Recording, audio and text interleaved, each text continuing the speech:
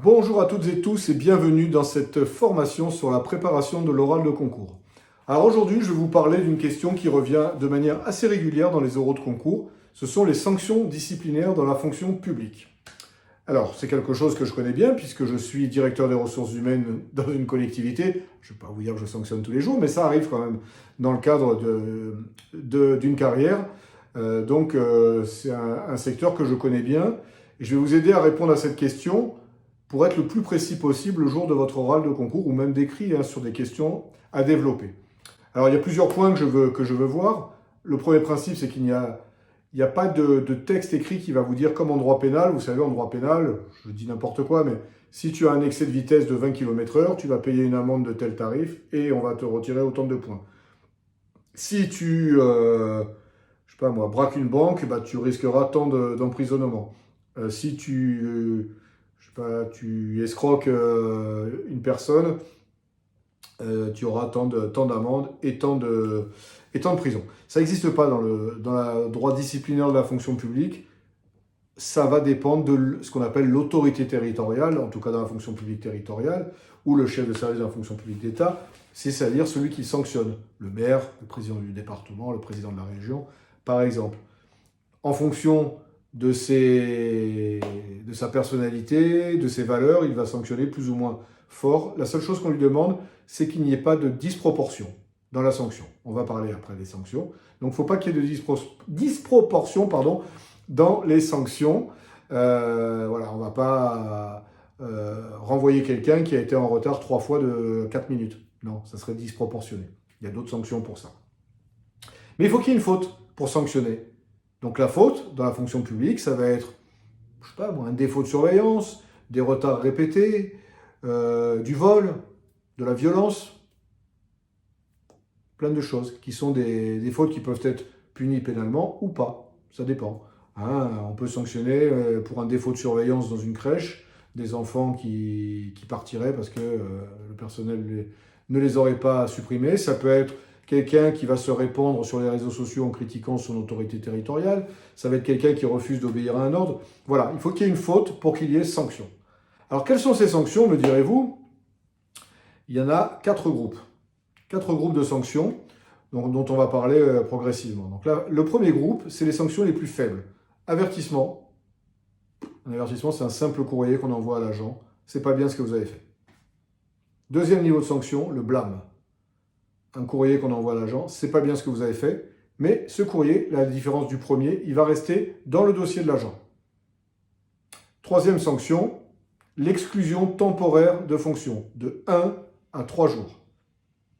Donc on est exclu de fonction, c'est ce que certains appellent maladroitement la mise à pied. Donc pendant 1 jour, 2 jours ou 3 jours, et pendant ces journées-là, bien évidemment, ce serait trop simple, il n'y a pas de rémunération, ni d'acquisition de droit à la retraite, puisque la carrière est interrompue le temps de la sanction. Là, ce niveau de sanction, l'autorité territoriale peut la prendre tout seul dans son bureau, sans aucune difficulté. Pour les deuxième, troisième et quatrième groupes, il faut réunir ce qu'on appelle le conseil de discipline. Le conseil de discipline qui est composé à la fois d'un côté des représentants des élus, des maires par exemple, des adjoints, etc. Et de l'autre côté, les représentants des agents, les syndicats, CGT, FO, FSU, syndicats autonomes, CFDT. Je pense que j'en ai pas oublié. Si j'en ai oublié, je m'excuse déjà auprès d'eux. Et en fait, les gens vont discuter, vont négocier, entre guillemets, la sanction. Ce conseil de discipline est présidé par un magistrat, un vrai juge.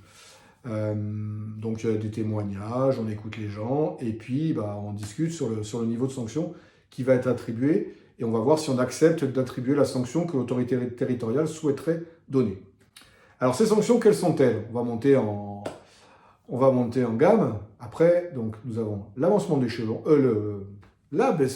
pardon. Donc vous étiez au 7e échelon, vous allez redescendre au 6e. Donc vous reculez dans votre carrière et vous perdez de la rémunération, bien évidemment. Il peut y avoir l'exclusion temporaire de fonction de 4 jours à 2 mois. Même conséquence, même punition que tout à l'heure. Pas de rémunération, pas de droit à la retraite, la carrière est mise entre parenthèses. Troisième groupe, abaissement de grade.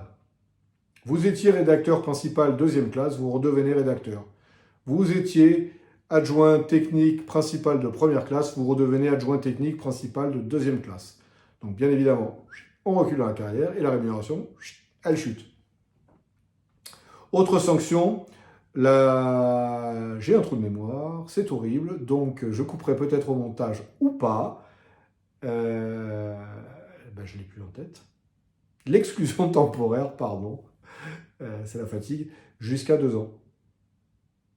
Et là, ça fait un peu mal quand même. Donc cela, vous vous en souviendrez bien, parce que moi, je l'ai oublié. Donc, exclusion temporaire de 2 mois, 1 jour, jusqu'à 2 ans. Donc, voilà, ça commence à peser avec toujours les mêmes conséquences que les autres. Donc, je réponds déjà à la question que vous vous posez, j'en suis sûr. Oui, pendant ce temps-là, on a le droit de travailler. Dernier niveau de sanction, la mise à la retraite d'office. Donc, c'est-à-dire que l'agent va être mis à la retraite d'office, mais bien évidemment, pas s'il a 35 ans, ça serait trop facile. Non. Aujourd'hui, donc les dates vont être décalées puisque réforme de retraite oblige, on peut partir entre 62 et 67 ans, pardon. Quelqu'un qui aurait par exemple 64 ans qui voudrait continuer à travailler parce que pour gagner mieux sa vie, parce qu'il se sent bien, etc., on pourrait le mettre d'office à la retraite. Ok? Donc ça ne fonctionne que pour les gens qui peuvent déjà partir à la retraite. Donc peut-être que quand vous regarderez cette vidéo, ça sera entre 64 et 67 ans. D'accord? Donc ça ne concernera pas les gens qui ont 30 ans, ou 40 ans, ou 50 ans. Dernière sanction, la révocation. Là, vous êtes viré. Vous perdez votre statut de fonctionnaire. Généralement, c'est des grosses choses quand même. C'est des faits de violence, de vol assez graves, voire de viol, de choses comme ça. On est dans du lourd. On n'est pas révoqué parce qu'on a été un petit peu en retard ou parce qu'on n'a pas forcément bien fait son travail. Donc vous voyez ce niveau de sanction qui va être à la liberté, au libre choix, ou de l'autorité territoriale sur les 3 premiers niveaux de sanction, ou à la discussion du conseil de discipline, tout en sachant qu'au final, même si le conseil de discipline propose 2 ans d'exclusion, je dis n'importe quoi, l'autorité territoriale peut aller au-dessus, peut demander davantage. C'est juste un avis consultatif. Voilà, j'en ai fini sur cette question sur les sanctions disciplinaires. Je vous encourage vivement à la regarder plusieurs fois, à la partager, parce que c'est vraiment une question qui revient souvent. Donc n'hésitez pas à la partager avec des camarades qui préparent des concours comme vous. N'hésitez pas à vous abonner à la chaîne, à aller en dessous pour voir le lien vers mon blog, à vous abonner à la newsletter, enfin faites plein de choses. Plus vous aurez d'informations, plus vous aurez de chances de réussir votre concours. En plus, vous serez avec moi, donc c'est plutôt sympa, en tout cas j'espère. Et en attendant, je vous dis à très bientôt.